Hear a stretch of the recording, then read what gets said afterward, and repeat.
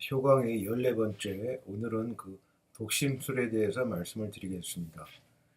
독심술이란 남의 마음을 들여다보는 능력, 관심법 이렇게 말씀을 드릴 수가 있을 것 같은데요. 효자나 효녀는 독심술을 구사할 수 있다. 그런 내용으로 강의를 하겠습니다. 저는 어머니가 이제 노경에 접어드신 2007년부터 늦게 원래 여행을 할 줄 몰라서 운전을 할 줄 몰랐는데 빨리 2006년 말에 이제 운전을 배워서 2007년부터 이제 주말마다 어머니를 모시고 이제 여행을 다녔는데 2008년 여름쯤에 일본 출장을 좀 갔다 온 때 그때 이제 어머니가 많이 쇠약해져 있어서 또 어머니도 이제 제가 출근할 때마다 이제 기다리고 있다가 같이 나가고 싶어 하셨어요. 그래서 2008년 후반기에는 자주 이제 모시고 사무실로 갔다가 2008년 11월부터는 거의 이제 매일 모시고 다니면서 2015년 9월 돌아가시기 전까지 거의 밖에서 이제 함께 지내지 그렇게 어머니하고 이제 노병을 같이 보냈습니다. 그렇게 하다 보니까 저는 이제 사실은 남들이 이해하기는 좀 어렵지만은 그것도 재밌더라고요. 그리고 그런 간병 어떤 습관에 따라서 어머니 용태도 변화하는 걸 직접 볼 수 있고 또 어머니도 이제 편안해 하시기 때문에 그런데 제가 그런 과정을 통해서 저한테는 또 새롭게 배우는 것이 있는 것이 사람들이 저를 어떻게 해석하느냐, 바라보느냐에 따라서 제가 그 사람을 다시 재해석할 수 있게 되더라고요. 말하자면은 제가 좋아서 하는 것임에도 불구하고 다른 사람들은 되게 그렇게 생각하지 않고 그게 어떻게 좋을 수 있는 일이냐 하면서 자기 나름대로 저를 해석을 해 나가더라고요. 그래서 이런 차이가 있다. 하나의 대표적인 사례를 한번 들어보면은 저희 사무실 앞에 조그만 허름한 밥집이 있었습니다. 강남식당이라고. 그래서 어머니 이제 모시고 가면서 식사도 같이 하고 이렇게 됐는데 어느 날 그 밥집 그 아주머니 사장님이시죠. 그분이 저한테 이제 직접 얘기를 하는 건 아니고 이제 식사를 하고 있는데 뒤에서 또 그런 아주머니 친구들이 있었나 봐요. 그러면서 수군대면서 저를 대고 하는 얘기가 뭐냐면은 저 아저씨는 미국에서 이민 갔다가 처자식 다 놔두고 어머니 돌보려고 귀국한 교포 사업가예요. 그렇게 말씀을 하시더라고요. 그래서 제가 너무 놀래서 저 말고 다른 사람 얘기 하나 봤더니 저밖에 식사하는 사람이 없었으니까 그래 저를 두고 하는 얘기인 걸 알았는데 그래서 제가 뒤를 돌아다보고 나서 제가 언제 저 그런 사람 아닙니다 얘기를 하려고 했더니 아예 그 주인 아주머니는 아주 아주 손사래를 치면서 아무 말도 하지 마세요. 누가 모를 줄 알고 그러면서 그 아주머니들한테 또 옆에서 요즘 저런 사람이 어디 있어요? 그렇게 동의까지 구하시더라고요. 그래서 제가 이제 반론을 제기하려다가 그냥 식사만 마치고 나와서 곰곰이 생각을 해봤습니다. 저 아주머니는 저를 알지도 못하는데 다만 이제 자주 나온 그 식당에 다니는 단골 손님이긴 하지만은 어머니를 모시고 이제 식사를 한 거 외에는 저에 대해서 잘 알지 못할 텐데 어떻게 저보고 교포 사업가라고 하면서 그렇게 설명을 할 수 있는지를 생각을 해봤더니 그 주인 아주머니는 항상 저와 어머니에 대해서 궁금해하게 여기면서 왜 저 사람은 항상 이렇게 집에서 밥을 먹질 않고 노모를 모시고 백발노파를 모시고 와서 매식을 하느냐 한두 끼도 아니고 그렇게 이제 그 의문을 가지셨던 것 같습니다. 그래서 이제 그 주인 아주머니는 모든 걸 상상력을 동원을 해서 결국 나온 결론이 뭐냐면은 저 사람은 저 한국 사람이 아니고 외국에서 미국에 있는 교포 사업가인데 처자식은 물론 있겠지만은 어머니 돌보기 위해서 온 사람일 수밖에 없었다는 거죠 저로서는. 그래서 하나의 그런 대표적인 예인데 우리가 일반적인 갖고 있는 그 효자에 대한 그 해석 또 크게 저는 다르지 않다고 생각이 됩니다.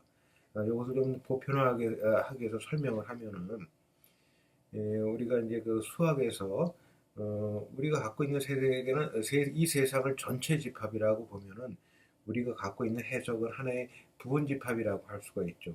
내가 갖고 있는 세계관은 어떤 제한된 인간의 한계에 따라서 인식 한계에 따라서 부분집합이 될 수밖에 없습니다. 그러면 제가 갖고 있는 세계의 바깥의 세계는 뭐 제가 알지 못하는 세계니까 일종의 그 여집합이라고 할 수 있죠. 그 여집합 같은 경우는 제 나름대로 그걸 어떤 상상의 세계로 메워가면서 우리 인간은 자기 정체성을 구성을 하고 있습니다. 그래서 이제 그 식당 주인 아주머니처럼 제가 효에 대해서 어머님 모시고 다니는 게 좋아서 이렇게 하는 거라고는 상상할 수가 없고, 그냥, 저 사람은 이제 교포 사업가니까 그런 식으로 이제, 그, 자기가 모르는 분야, 여집합, 자기가 갖고 있는 세계가 부분집합의 바깥 세계를 갖다가 다시 재구성을 해 나가게 되는 겁니다. 그랬을 때 효자 입장에서는 아, 저분은 저를 이런 식으로 해석을 하는가 하면서 역해석을 하면서 그 사람의 삶에 대해서 들여다볼 수 있게 되는 겁니다. 그래서 저는 뭐 효행을 통해서 본의 아니게 관심법을 구사하게 되는 무슨 뭐 궁예도 아니고 뭐 그렇게 하게 되었는데 그게 일반적인 한두 번 겪어보는 일이 아니다 보니까 나중가 가서는 어떤 일반화까지 되더라고요.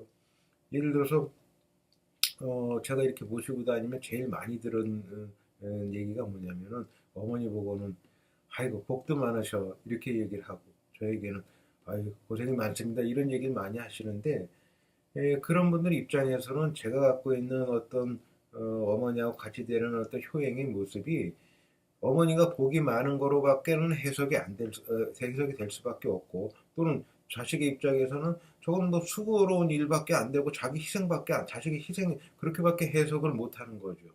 그걸 통해서 그 사람이 이 세상을 갖다가 어떻게 해석을 하고 있나 저는 역으로 이제 해석을 하게 되는 겁니다.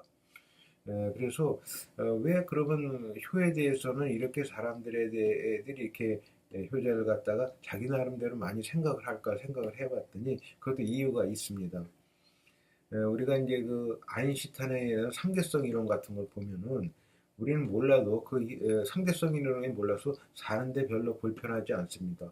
그런 상대성 이론은 그쪽의 그 전문 과학자들의 세계에서만 통용되는 거나 마찬가지고 일반인들은 사실 몰라도 관계가 없는데 효는 그렇지가 않다는 거죠. 효라는 거는 보통 누구나 자기 부모가 있습니다.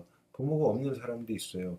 옛날 같으면은 이제 난생설화라고 해서 초기 왕 같은 경우는 뭐 알 같은 데서 나오고 뭐 하늘에서 내려오고 뭐 독생자고 그렇게 되어 있습니다.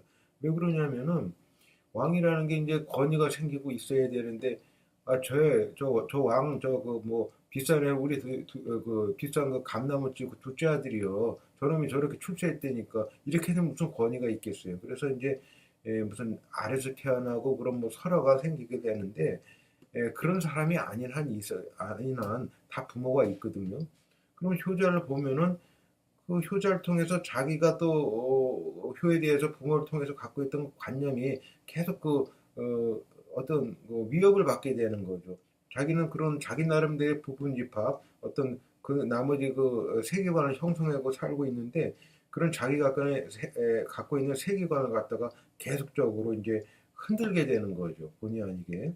그래서 이제 효자를 갖다 어떤 식으로든지 자기 나름대로 규정을 하려고 합니다.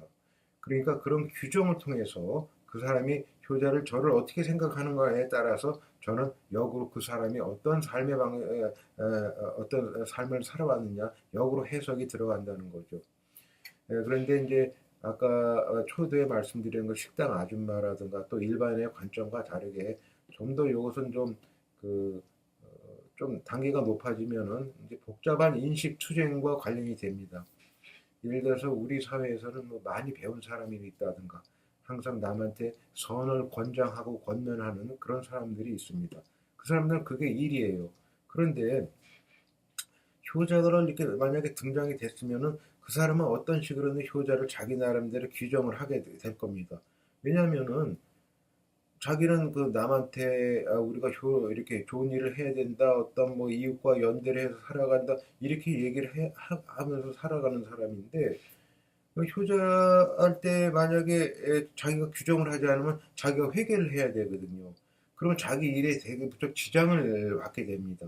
그래서 교재를 갖다 어떤 식으로든지 자기의 인식 체계 세계 안에서 해석을 하려고 온갖 그 어떤 수단이라든가 방법을 강구하게 되는 겁니다. 그래서 효자는 그런 태도를 보면서 역해석을 들어가게 되는 거죠. 그래서 단순하게 효의 관점, 그 효를 두고 드러나는 어떤 거 인정 투정 같은 것은 간단한 문제가 아니고 과연 우리는 어떻게 선을 행할 것이냐 하는 궁극적인 문제까지도 우리가 나아가게 될 수 있는 어려운 문제일 수도 있습니다.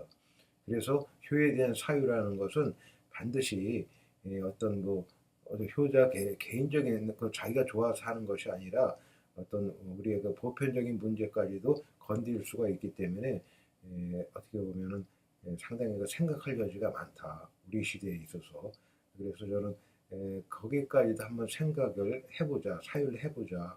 어머니 공부가 단순하게 개인적인 어떤 그런 차원이 아니라 우리가 어떤 그 선이라든가 또 우리가 어떤 남을 생각을 해볼 때 어디까지가 우리 이해할 수 있냐 그런 인식론적인 문제까지도 우리가 접근할 수 있다고 저는 보는 거죠. 오늘 강의는 여기까지 마치겠습니다. 감사합니다.